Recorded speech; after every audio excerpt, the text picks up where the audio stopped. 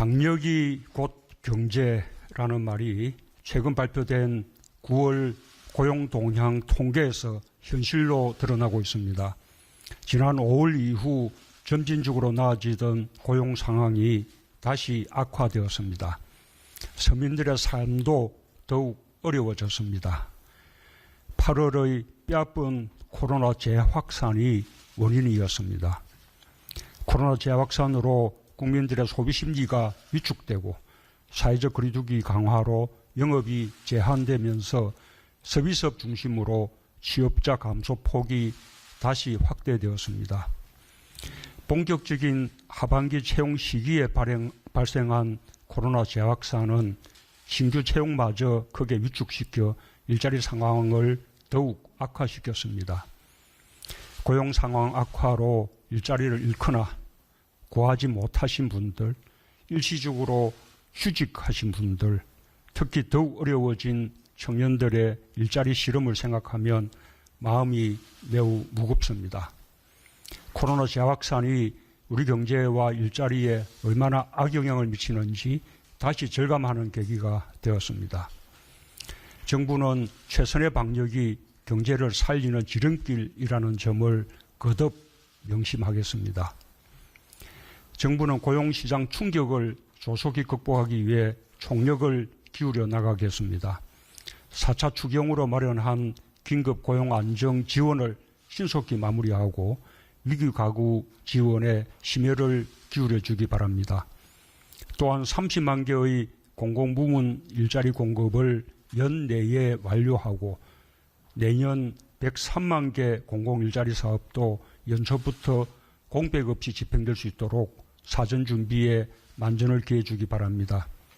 한국판 뉴딜도 본격 추진하여 일자리 창출을 촉진할 수 있도록 해야 할 것입니다. 정부가 마중물 역할을 하더라도 민간에서 양질의 일자리 창출에 나서주는 게 매우 중요합니다.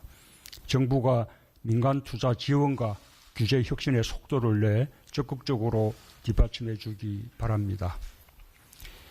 결국은 경제가 살아나야 고용의 어려움도 해결될 수 있습니다. 8월의 코로나 재확산이 내수 회복에 찬물을 끼얹으면서 경기 반등에서도 제약을 받게 된 것이 대단히 아쉬운 대목입니다. 하지만 이제 낙담을 떨쳐내야 합니다. 그런 가운데서도 2분기보다 3분기에 경제가 더 나아졌고 최근 방역 상황이 서서히 안정화되며 소비와 내수가 다시 살아나고 있습니다. 이를 기회로 삼아야 합니다. 코로나 재확산의 위기를 넘기며 지난주부터 시행한 방역 완화 조치가 소비와 경제 활력을 높이는 중요한 기회가 될 수 있으리라 기대합니다. 최근 수출이 회복되는 상황에 더하여 내수 회복도 같이 간다면 확실한 경제 반등으로 나아갈 수 있을 것입니다. 그런 점에서 지금이 경제 반등의 골든 타임입니다. 경제 활력 제고를 위해 범정부적 노력을 배가할 시점입니다. 우선 정부는 내수 활력을 높이기 위한 조치를 다방면으로 추진해야 할 것입니다. 그동안 방역 상황 때문에 아껴두었던 정책도 곧바로 시행을 준비하고 착수해 주기 바랍니다. 방역 상황을 보아가면서 소비 쿠폰 지급을 재개하고 소비 진작을 위한 다양한 사업도 추진할 필요가 있습니다. 특히 코로나로 가장 큰 타격을 받은 예술, 문화, 여행, 관광업이 활력을 되찾을 수 있도록 각별한 관심을 기울여 주기 바랍니다. 또한 경제 반등의 속도를 높이기 위해 재정 집행과 투자 활성화, 수출 회복 지원에도 만전을 기해 주기 바랍니다.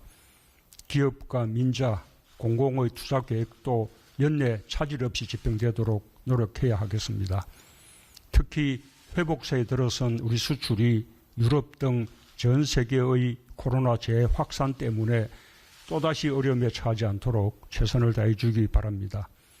우리의 강점인 비대면 수출에 대한 지원을 강화하고 기업들의 수출 애로를 해소하는 정부 지원 체계를 더욱 튼튼히 구축해 주기 바랍니다. 국민들께도 당부드립니다. 코로나와 함께 가지 않을 수 없습니다.